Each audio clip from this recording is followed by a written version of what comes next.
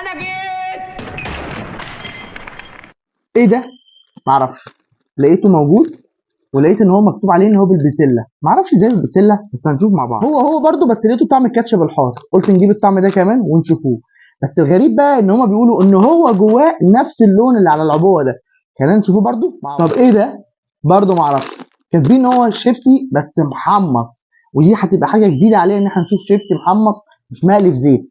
هنشوفوه برده مع بعض عشان ده كمان حاجه غريبه لقيتها. لا وكمان كاتبين عليه ان هو 70% دهون اقل، يعني ده معمول بدهون 30% بس. حاجه غريبه وجديده، وده فيه منه اطعمه كتير جبناها كلها هنجربها مع بعض، وكمان هنجرب ده. خلينا نجربوه مع بعض ويلا بينا نبدا الفيديو بتاعنا. انا لقيت ده بالثلاث اطعمه بتوعه، واحد فيهم بالكاتشب الحار، واحد فيهم بالبسله، واحد فيهم بكريمه البصل. كريمه البصل انا بحبها جدا زي ما انتم عارفين في الفيديوهات اللي فاتت، بس خلينا المره دي بقى نشوف الطعم ايه. ده بيقول لك ان هو معمول بطحين بطاطس، فهنعرف ايه هو طحين البطاطس. خلينا نبدا كده الاول بالاحمر دوت ونشوفه طعمه ايه، وهل جوه احمر بجد ولا لا. بص كده، كميه فيه كبيره قوي جوه بصراحه. بسم الله. طعمه غريب وتجربه اجرب، انا اول مره ادوق حاجه بالطعم ده بصراحه. طعم الكاتشب حار فعلا زي ما هم قايلين، وفيها مدي على طعم شويه فلفل، بس طعمها جميل جدا. انا مش عارف ده ازاي معمول كده.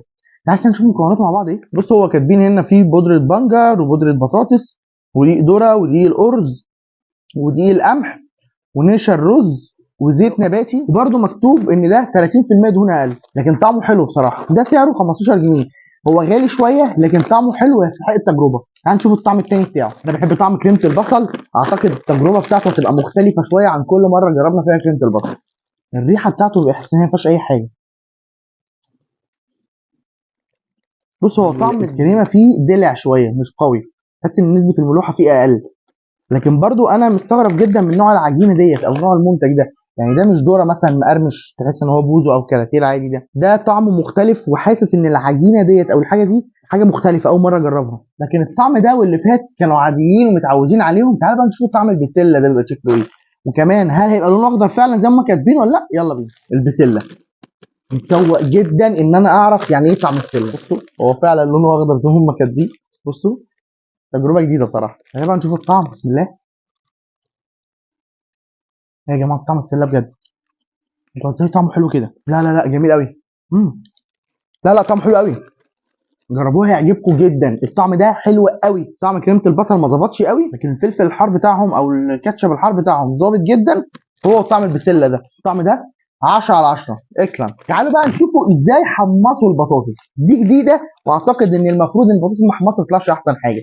هنشوفوها مع بعض ازاي محمصه مش محمصه. دول اربع اطعمه: كريمه البصل والدجاج والجبنه، وكاتبين ان هو باربيكيو مدخن. هنبدا بالباربيكيو المدخن ده عشان انا ما بحبش طعمه مدخن قوي، لكن هنبدا بيه. اوه ريحه الدخنه باين جدا، النكهه بتاعته قويه وواضحه. بصوا كده شكله من جوه عامل ازاي. بصوا شكله مش عارف بيعملوا حاجات غريبه بصراحه. بصوا كده تحس ان هو البوز العادي خالص، بس هنشوف الطعم بقى عامل ازاي. بسم الله. برضه تجربه جديده ومختلفه، اول مره ادوق حاجه بالطعم ده. طعم العجينه نفسها غريب مختلف، اول مره ادوق الطعم ده. لكن طعم النكهه نفسها عارفين ومتعودين عليه ودقته قبل كده، لكن طعم العجينه بتاعه المنتج نفسه غريبه. تعالوا نشوف طب مكوناته ايه يمكن نفهم حاجه. هو المفروض ان هو ذره مجروش ورز وقمح وسيمولينا. سيمولينا ده تقريبا الدي اللي بيتعمل منه المكرونه، وشوفان ونشا برده بطاطس وزيت عباد شمس. يعني نشا البطاطس كده عامل مشترك بين الاثنين. طبعا دي صدفه بحته ان انا اجيب حاجه كده، لكن فانت تتاكد ممكن تكون نفس الشركه.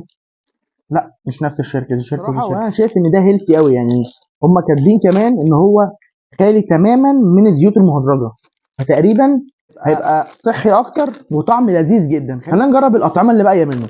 تعالى بقى نجربه اكتر طعم بنحبه، كريمه البصل. نفس الكميه هي. تعالى بقى نشوف الطعم. بسم الله.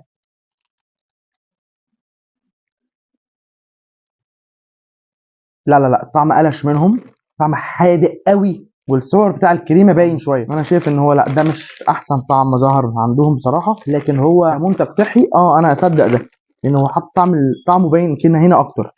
تمام. المنتج ده سعره 7 جنيه. وتعالى نجرب الطعمين التانيين لعل يكون فيهم الخير. كده فاضل معانا الجبنه والفراخ، يلا بينا نجرب الاثنين. ريحه الجبنه عاليه.